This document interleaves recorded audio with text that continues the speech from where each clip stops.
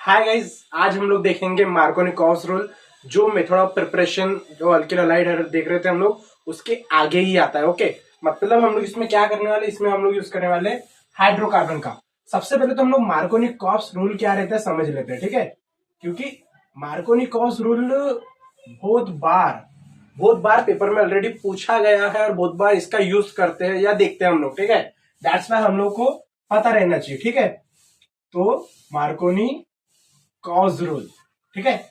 सो सबसे पहले समझ लेते हैं हम लोग क्या लेने वाले, एक अल्किन कोई भी, ठीक है। अल्किन, अब मैंने इसके साथ अगर कोई ग्रुप अगर अटैच करा है, जैसे कि मैं ले रहा हूं यहाँ पे सपोज HX, क्लियर। और जब ये रिएक्शन में इन्वॉल्व हो रहा है तो क्या होने वाला है, यहाँ पे ये जो डबल बॉन्ड है ये होगा सेपरेट, कुछ इस प्रकार से समझ लो, ठीक है। दो कार्बन के, ये जो दो कार्बन थे दोनों कार्बन के बॉन्ड ओपन होंगे।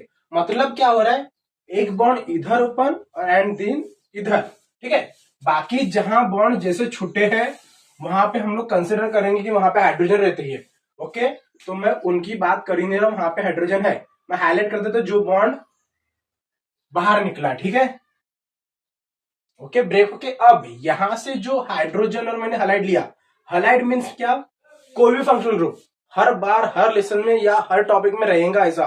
ओके, तो ये जो फंक्शनल ग्रुप है ये कहां अटैच होगा, ये अटैच होगा सेंटर वाले कार्बन के पास। कौन से कार्बन के पास, सेंटर वाले कार्बन के पास। एंड जो हाइड्रोजन अटैच होगा वो होगा लास्ट वाले कार्बन के पास। ओके, अब दूसरी पॉसिबिलिटीज भी हो सकती है इसमें, ठीक है। यानी मेन मार्कोनिकॉस रूल तो यहीं पे खत्म होता है, ठीक है, कि ऐसा फॉर्मेशन होने वाला है। Okay, but second possibilities beaker में हम लोग जब डाल रहे हैं तो गिन के तो नहीं डालते कभी, तो हम लोग उसके हिसाब से भी कंसिडर कर सकते हैं। तो दैट्स वाई कुछ ऐसा हाईलाइटेड बॉन्ड में दिखा रहा हूं, ठीक है। और ये बनेगा, दूसरी पॉसिबिलिटीज होंगी कुछ ऐसी, ठीक है। बट अब आइडेंटिफाई कैसे करना कि जब ये जो मॉलिक्यूल है अगर ये मेजर फॉर्म में बन रहा है, मेजर फॉर्म मतलब मैक्सिमम अमाउंट में बन रहा है, ठीक है। मतलब मार्कोनिकॉस दिखा रहा है ये कौन सा मॉलिक्यूल है, अगर मैंने नाम लिखा तो क्या आएगा, isopropyl and then halide, इसलिए हलाइड। और ये क्या रहेगा, एन प्रोपिल हलाइड, क्लियर। तो ये हिसाब से, और ये क्या बनेगा, रिमेनिंग माइनर फॉर्म। अगर ऐसा अगर हो रहा है कोई प्रोसेस में, क्या कर रहा है समझ लो, अगेन रिपीट कर रहा हूं। मैंने एक नॉर्मल अल्किन लिया, मतलब यहाँ पे मैंने लिया प्रोपीन, ठीक है। तो यहाँ पे जो डबल बॉन्ड है ये क्या हो रहा है, ये हो रहा है ओपन, जिस कारण से कुछ ऐसा दिख रहा है। अगर मेजर फॉर्म में अगर आइसो वाला मॉलिक्यूल अगर बन गया, मतलब क्या हो रहा है, मार्कोनिकॉव्स रूल एग्जिस्ट कर रहा है, ऐसा हम लोग कंसिडर कर सकते हैं। और रिमेनिंग कंपाउंड जैसा रहेगा वैसा। ओके, मार्कोनिकॉव्स रूल क्या समझ गया, ठीक है। ओके, अब देखो सेम इसका अपोजिट जो चलता है, ठीक है, जिसको हम लोग बोलते हैं पर ऑक्साइड इफेक्ट। क्या बोलते हैं हम लोग, पर ऑक्साइड इफेक्ट, जिसको ही हम लोग क्या बोल रहे हैं कि ये एंटी मार्कोनिकॉव्स रूल भी है। ओके, वो भी रिएक्शन सेम, ठीक है, लेकिन डिफरेंस क्या होगा, ये जो मॉलिक्यूल मैंने मेजर बनाया ये हो जाएगा माइनर में कन्वर्ट, ठीक है, किसमें, फॉर पर ऑक्साइड। और ये क्या हो जाएगा, मेजर में कन्वर्ट, ठीक है। इसको हम लोग बोलेंगे क्या दिख रहा है, पर ऑक्साइड इफेक्ट। क्या बोला है मैंने, जब हम लोगों ने मार्कोनिकॉव्स रूल की बात करा, मार्कोनिकॉव्स रूल जब अप्लाई होता है तो जो आइसो वाला मॉलिक्यूल मेजर फॉर्म में बनेगा और रिमेनिंग जो रहेगा वो माइनर फॉर्म में। बट अगर मैंने जब पर ऑक्साइड इफेक्ट बोला, मतलब एंटी मार्कोनिकॉव्स रूल, ठीक है, तो उस कंडीशन में क्या होगा, जो एन प्रोपिल हैलाइड वाला मॉलिक्यूल है ये क्या बनेगा, मेजर फॉर्म में, एंड ये बनेगा माइनर फॉर्म में, ठीक है। तो ये पता रहना चाहिए, क्लियर। तो यहाँ पे हमारा मार्कोनिकॉप्स और एंटी मार्कोनिकॉप्स फिनिश होता है। एक थोड़ा सा बता देता हूँ तुम लोगों को कि मार्कोनिकॉप्स को ही हम लोग क्या बोल सकते हैं कि एंटी पर ऑक्साइड भी इफेक्ट है। समटाइम्स ऐसा होता है कि क्वेश्चन में दिया होगा कुछ तो भी, और ये एरो के ऊपर लिखा रहता है कि पर ऑक्साइड इफेक्ट दिखाना है, एंटी पर ऑक्साइड इफेक्ट दिखाना है। तो फिर समझ लेना कि वहां पे क्या हम लोग को बनाना है, रिएक्शन मार्कोनिकॉप्स रूल बनाना है, मार्कोनिकॉप्स रूल को लगाना है, क्लियर। ओके, और पर ऑक्साइड इफेक्ट को हम लोग क्या बोलते हैं, एंटी मार्कोनिकॉप्स रूल। ये दोनों अपोजिट वर्ड्स है, याद रख लेना। इसको मैंने क्या बोला है, एंटी और ऑक्साइड, ठीक है, इफेक्ट। और इसको मैंने क्या बोला, एंटी मार्कोनिकॉव्स रूल। एंटी का मीनिंग ही होता है opposite, clear, anti Markovnikov's rule, clear. Okay, तो गाइज हम लोग आगे देखते हैं Finkelstein reaction and Swarts reaction. Okay, जो method of preparation of alkyl halide का ही पार्ट है। सो सबसे पहले हम लोग डिस्कस करेंगे फिंकलस्टीन। ठीक है, of course it is the name of scientist Finkelstein. ठीक है, और इंडियन तो ऑफ कोर्स नहीं है, फिंकलस्टीन। ठीक है, ओके। अब ये रिएक्शन कहां एग्जिस्ट कर रही है? एक्चुअली ये पार्ट है हेलोजन एक्सचेंज का। इसका हेलोजन एक्सचेंज मतलब आपस में दो मॉलिक्यूल, जैसे कि देखो फिंकलस्टीन में देख लेते हम लोग। मैंने आरसीएल लिया और NaI लिया। ठीक है, क्या लिया मैंने? RCl and sodium iodide. अब ये दोनों कंपाउंड में देखो, alkyl chloride and sodium iodide, इन दोनों के में हमारे पास क्या, हम लोग क्या दिख रहा है कि chlorine and iodine, these are halogens. Okay, तो अब इसमें क्या होगा, जब फिंकलस्टीन नाम के साइंटिस्ट ने जब अल्किल क्लोराइड में सोडियम आयोडाइड डाला, तो उसने क्या ऑब्जर्व करा कि भाई यहाँ पे क्लोरीन आयोडीन को रिप्लेस कर रहा है। ठीक है, यानी सोडियम के जगह, सोडियम के साथ क्या जा रहा है, क्लोरीन बाहर जा रहा है और आयोडीन वो अल्किल की तरफ भेज रहा है, ऐसा। ठीक है, और एक कैटलिस्ट भी लिया उसने, यानी एसिड उनको मिक्स कर रहा है तब। ठीक है, तो क्या बना रहे हम लोग उस हिसाब से अगर मैंने देखा तो ये बनेगा RiN प्लस NaCl बराबर। देख लो इन्होंने क्या करे, अपने मेंबर्स चेंज करे, मतलब क्या हुआ, हेलोजन एक्सचेंज हुआ है R भागा I के साथ और Cl भागा Na के साथ। क्लियर? यानी इन्होंने क्या करा, आपस में हेलोजन एक्सचेंज करा है। हम लोग RCl के जगह पे हम लोग RBr भी रिफर कर सकते हैं। ओके, ये पता रहना चाहिए। सोडियम के जगह पे हम लोग पोटेशियम भी यूज करते हैं समटाइम्स। ओके, देन अब इनके नाम अल्किल क्लोराइड, सोडियम आयोडाइड, और ये रहेगा अल्किल आयोडाइड एंड वो तो हम लोगों को पता ही है क्या है करके। ठीक है, सो अब देन हम लोग देखते हैं फिंकलस्टीन के बाद स्वार्ज रिएक्शन। क्लियर? स्वार्ज रिएक्शन। अब स्वार्ज नाम के साइंटिस्ट ने क्या बताया, एक्चुअली इनका बजट थोड़ा ज्यादा था, हम लोग ऐसा बोल सकते हैं, क्योंकि उन्होंने एस ब्लॉक के एलिमेंट छोड़ के इन्होंने जंप करा डायरेक्ट एस ब्लॉक को छोड़ के पी ब्लॉक और डी ब्लॉक के ऊपर। सबसे पहले डी ब्लॉक के एलिमेंट। ठीक है, जैसे कि मैंने लिया है RCl और मैंने उसके साथ क्या रिएक्ट करा, मैंने लिया silver fluoride, D block element and S block element. ये याद रखना, इसमें कोई कैटलिस्ट की जरूरत नहीं है हम लोगों को। ठीक है, अब इसमें क्या हो रहा है, इसमें हम लोग कैटलिस्ट ना लेते हुए डायरेक्ट क्या कर रहे हैं, अल्किल क्लोराइड या मैंने सोडियम फ्लोराइड का मतलब सिल्वर फ्लोराइड का सोल्यूशन डाला या सॉल्ट डाला, सॉल्ट ही रहेगा। ठीक है, और ऐसा करने का क्या करेंगे, यहाँ पे Cl भागा Ag के साथ और R भागा F के साथ। ठीक है, मतलब क्या बना रही है, RF and plus AgCl। Again it perform halogen exchange reaction. Finkelstein के अकॉर्डिंग भी हेलोजन एक्सचेंज हुआ है।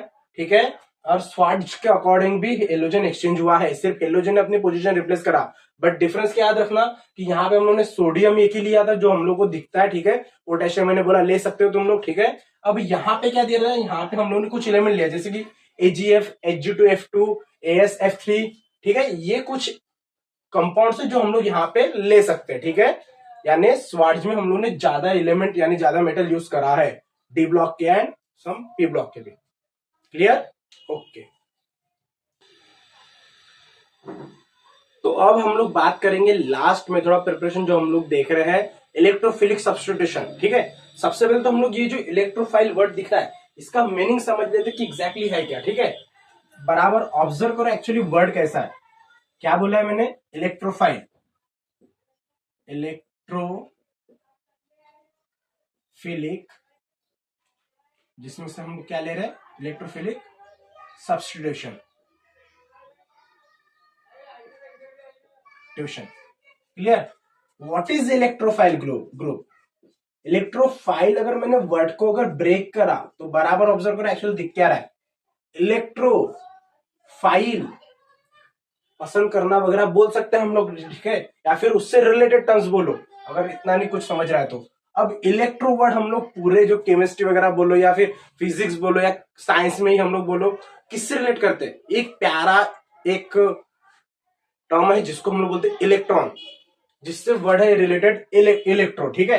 अब पूरे पेरियोडिक टेबल में जितने भी 118 एलिमेंट है, 118 एलिमेंट्स एग्जिस्ट है पेरियोडिक टेबल में, उसमें एक ऐसा एलिमेंट है जिसके पास ही एक इलेक्ट्रॉन आता है, बाकी सभी के पास उससे ऊपर इलेक्ट्रॉन आते हैं। जैसे कि मतलब एक ही है ना भाई, हाइड्रोजन। यही एक ऐसा एलिमेंट अकेला है जिसके पास एक इलेक्ट्रॉन एंड एक प्रोटॉन है। क्लियर? ओके, मतलब मैं क्या बोलना चाह रहा हूं कि इलेक्ट्रोफाइल बोला मतलब क्या, उसी को हम लोग बोल रहे हैं हाइड्रोजन। मतलब सिंपल इसमें हम लोग क्या बोल सकते हैं कि हाइड्रोजन का सब्स्टिट्यूशन अगर हो रहा है, हाइड्रोजन को हटा के अगर मैंने कोई एलिमेंट वहां पे रखा, उसकी पोजीशन पे रखा, that is the electrophilic substitution reaction.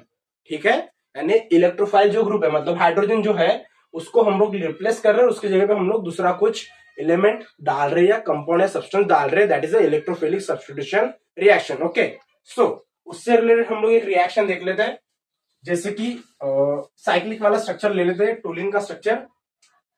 ठीक है, ओके, सो मैंने ये बनाया टोलिन। हर बार बेंजीन रिंग बनाते समय जो मैक्सिमम स्टूडेंट्स गलतियां करते हैं, बीच में सर्कल बनाओ या फिर अल्टरनेट डबल बॉन्ड बनाओ। ठीक है, टोलिन ये ले लिया मैंने, टोलिन। ओके, अब मैं इसको रिएक्ट कर रहा हूं किसके साथ, कोई भी ग्रुप कंसीडर कर लो। हम लोग यहाँ पे प्रिपरेशन ऑफ अल्किल हैलाइड देख रहे हैं, तो मैं ले रहा हूं Br2। क्लियर? कुछ कंडीशन डाल दी मैंने, फेरस लिया, आयरन, ओके, इन डार्क कंडीशन, मतलब अंधेरा रखा है या फिर हल्का सा डार्क, नॉट पूरा डार्क। ठीक है, ओके, अब इसके बाद क्या होगा देख लो। अब जब मैंने इस बेंजीन रिंग को ऑब्जर्व करा तो मुझे इसमें दो ऐसी पोजीशन दिख रही है जो अपोजिट है खुद के, जैसे कि एक ऑर्थो पोजीशन और para position. Okay, neighbouring position ortho रहती है और अपोजिट वाली जो फंक्शनल ग्रुप की पोजीशन रहती है उसको मैंने पैरा बताया, ऑलरेडी मैंने वीडियो में डाला है, तुम लोग देख सकते हो। ओके, देन तो ऑर्थो और पैरा अपोजिट क्यों बोला मैंने, समझो। एक्चुअली ये सबसे पास वाली पोजीशन है फंक्शनल ग्रुप के, it is the nearest position from the functional group of the cyclic structure. और ये जो दिख रहा है मुझे, ये सबसे ज्यादा दूर वाली पोजीशन, मतलब यहां का जो भी बॉन्ड रहने वाला वो क्या दिखेगा, बहुत ज्यादा अट्रैक्शन। और पैरा वाली पोजीशन का जो बॉन्ड रहेगा वो दिखाएगा बहुत ज्यादा, मतलब बहुत कम अट्रैक्शन दिखाएगा। ठीक है, दैट्स वाई जब भी रिएक्शन हो रही है तो हम लोग क्या देखेंगे, ब्रेकडाउन सिर्फ ये वाली पोजीशन और वाली पोजीशन का हो रहा है। मतलब अगर जब मैंने ऐसा करा तो पहले Br जो रहेगा कैसा मॉलिक्यूल बनाएगा, ये मैंने लिया, ठीक है, टोलिन जैसे का वैसा। फर्स्ट अगर मैंने इसको ब्रेक करा तो HBr निकलेगा और यहाँ का जो Br बचेगा ये यहाँ पे जाके अटैच होगा, मतलब ऑर्थो पे तैयार हुआ Br। एंड सेकेंड पॉसिबिलिटीज क्या बोला है मैंने, सेकेंड पॉसिबिलिटीज होंगी कुछ ऐसी, ये बेंजीन रिंग CH3 अपनी पोजीशन पे, एंड ये बनेगा यहाँ पे पैरेलल पोजीशन पे, that is a Br group. Again वही, यहां से क्या होगा, HBr निकल जाएगा, मतलब रिमेनिंग जो हम लोग बोल रहे हैं वो HBr है। वैसे उसको हम लोग को कुछ लेना देना तो है नहीं, लेकिन फिर भी फॉर्मेलिटी के लिख लिए। ओके, अब दोनों कंपाउंड तो बनेंगे, बट क्या 50-50% अमाउंट में बनेंगे क्या, मतलब ये भी उतना ही बनेगा और इतना ये भी उतना बनेगा, पॉसिबल है। देखो जब मैंने Br को रिएक्ट करा टोलिन के साथ, तो यहाँ ये वाला बॉन्ड तोड़ने के लिए इसको एनर्जी बहुत ज्यादा लगी उनकी। ठीक है, और जो पैरा वाला है पोजीशन वाला हाइड्रोजन, उसको तोड़ने के लिए बहुत कम एनर्जी। अब जहां पे एनर्जी कम, वो वाला कंपाउंड बनाएगा ये मेजर फॉर्म में, और जहां एनर्जी ज्यादा वो वाला कंपाउंड बनाएगा माइनर फॉर्म में हर बार। मतलब वो ब्रोमो जो टॉलिन वाला स्ट्रक्चर है वो बनेगा माइनर फॉर्म, ठीक है, और जो पैरा ब्रोमोटॉलिन है ये बनेगा मेजर फॉर्म। क्लियर? तो यहां पे हमारे इलेक्ट्रोफिलिक सब्स्टिट्यूशन भी फिनिश होते हैं। मिलते हैं नेक्स्ट लेक्चर में विथ न्यू टॉपिक।